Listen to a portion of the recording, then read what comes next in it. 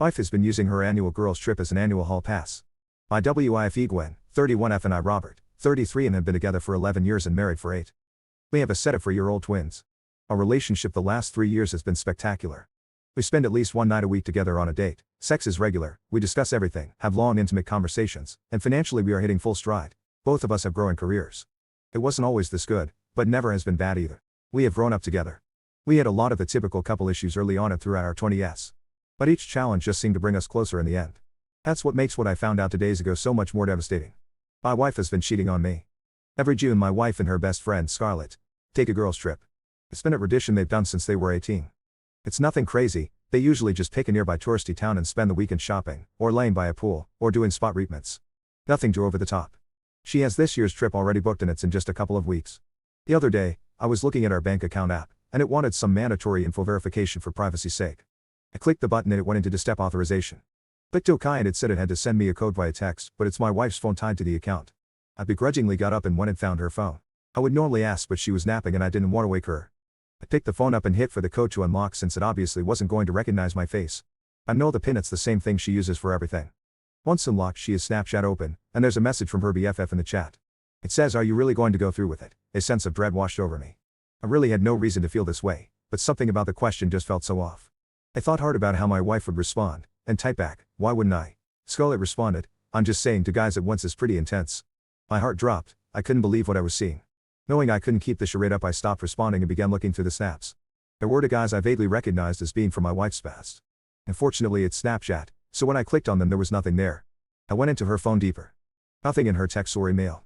I looked through a oddly named folder and in it is WhatsApp. Here are the messages I was looking for. Her messaging with her old HS boyfriend Donald 31M, making plans for their upcoming girls trip.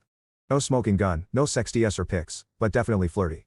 Definitely making plans to meet at the hotel, and definitely planning on him bringing his college roommate, who was also my wife's second boyfriend John, 32M. I couldn't believe she would do this. I was also wondering how long this has been going on.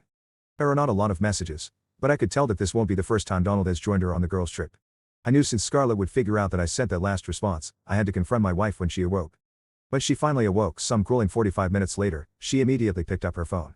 She didn't even notice me sitting in the chair in the corner of our room. After looking at her snaps, and sending a few back to Scarlett she finally put 2 and 2 together and realized I had been on her phone.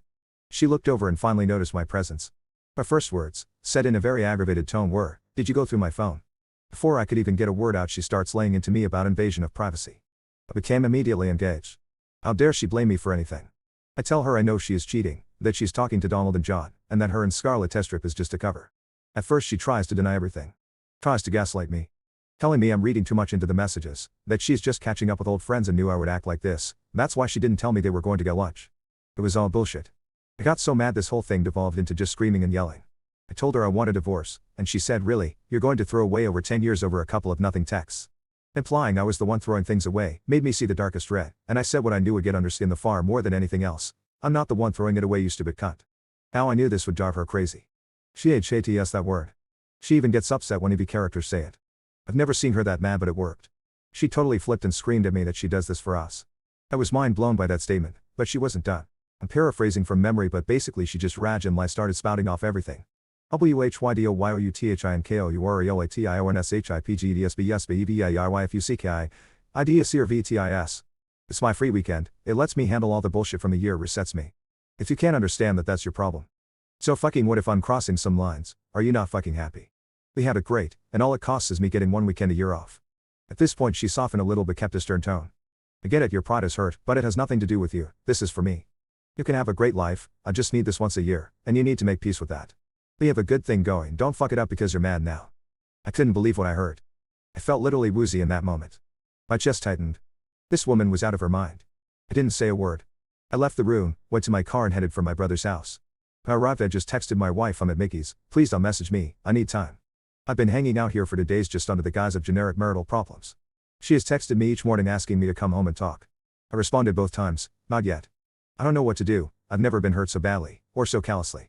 I love her, but this is too much. I plan to go back home tomorrow and try and sort this out. I don't see how we ever come back from this."